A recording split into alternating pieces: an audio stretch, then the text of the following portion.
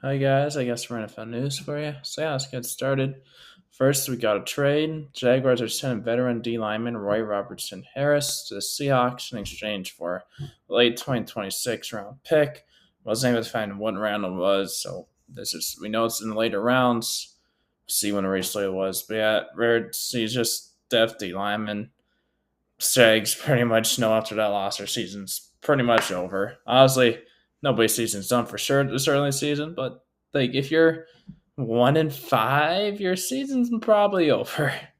So yeah, Seahawks had some depth on their D line. Harris is 31. So yeah. Then Commanders standout D tackle Jonathan Allen is feared to have suffered significant pectoral injury that will require season-ending surgery. Big loss for them. They've looked good this year so far. They lost yesterday to the Ravens. They're 4-2. Big stretch for a lot of people. That's a big loss in the tier to the line. They still have Drawn Payne, but still, Allen's a really good player. So yeah, the Dolphins head coach Mike McDaniel said today that Tua Tagovailoa start to play again this season. Though it won't be this week, so it won't be week 7 at earlier. So earliest will be week 8. We'll see.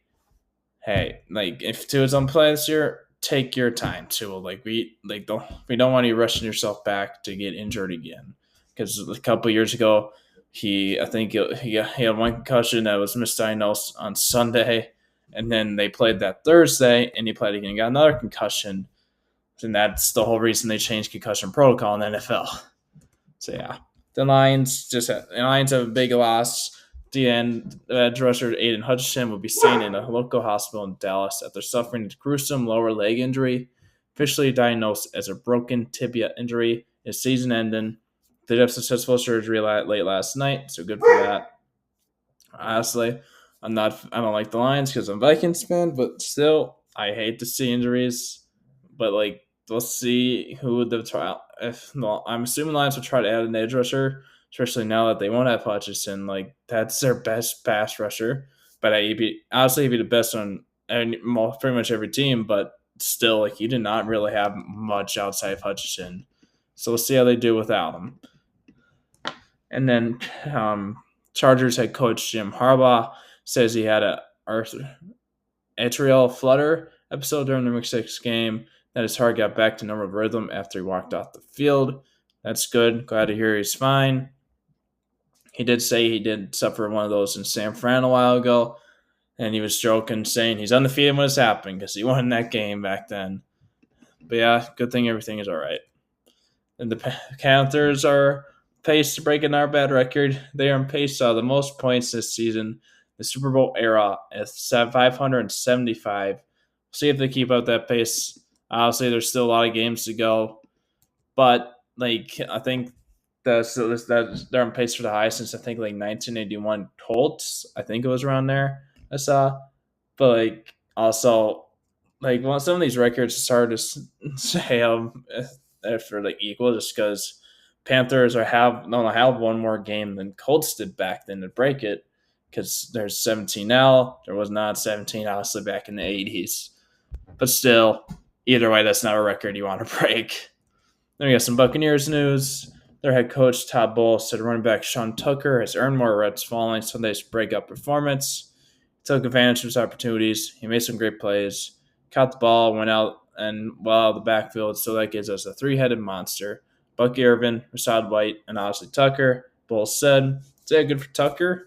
He took his opportunity and ran with it. That's how it works in the NFL for later round picks. Just like you're not a guaranteed opportunity. So if you get it, you gotta just go with it. So good for him." And then Eagles head coach Nick Sirianni still remains in the hot seat despite the team's 20-16 win over the Browns on Sunday.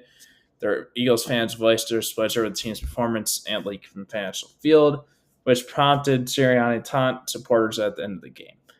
Like, yes, like you were being yelled at by your fans, but like you should not be taunting your own team's fans. Just like you should not be doing that. I don't unless they do something absolutely egregious. Eagles fans are known for not being the greatest, nicest fans. So it's like it's anything new to hear them doing stuff like they threw snowballs at Santa a long time ago. Then NFL Commissioner Roger Goodell said the league could hold a Super Bowl outside the United States in the future. I'm fine doing this like if they find good fields, because like week one when Eagles and Packers went to Brazil, all we heard about was how bad fields are. So it's like I'm fine with it if they can find a good field to do it on. Just like I don't want I don't want obviously Drake Greenlight disaster bowl, that was a fluke thing. Like I don't want like a lot more of those. It's like if you have bad fields, injuries are more likely to happen. So we'll see how it's there. The Browns running back Jerome Ford hamstring is considered week to week per head coach Kevin Stefanski. That's a big loss. Like he's been one of their main guys on the backfield this year, but they sound like I said a few days ago. It sounds like Chubb might be back this week. So see what happens there.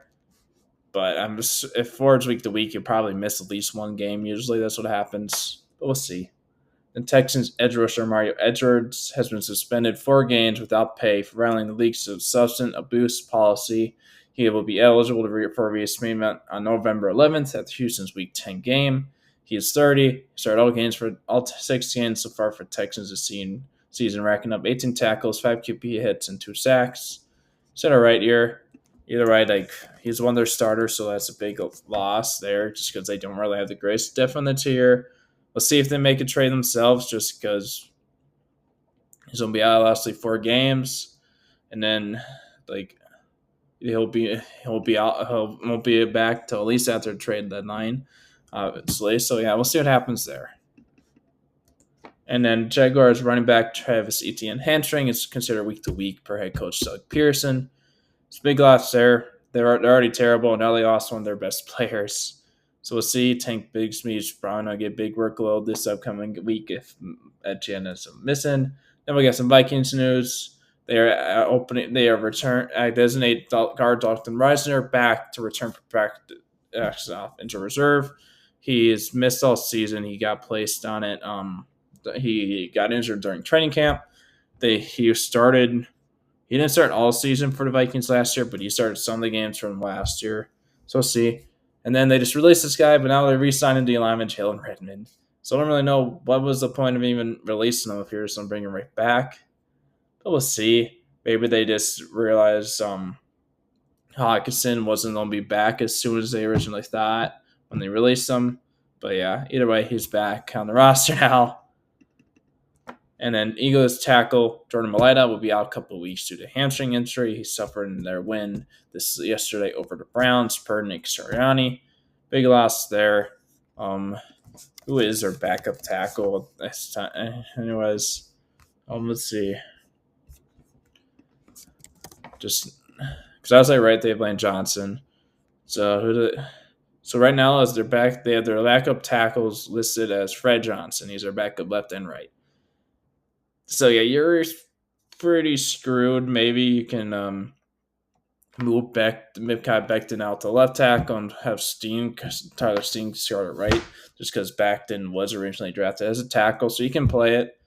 I'm not saying he'll do great there, but he can play tackle if needed. But even then, your right guard is the almost an issue. So it's just like we'll see what the Eagles do.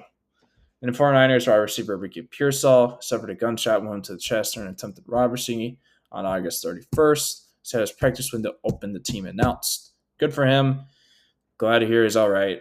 Like, that's all that matters after a gunshot wound. Like, when you hear a gunshot wound, you're kind of scared just because that isn't always a great outcome. But yeah, good for him. We'll see when he comes back. But guys, thanks for watching. Hope you have a good one.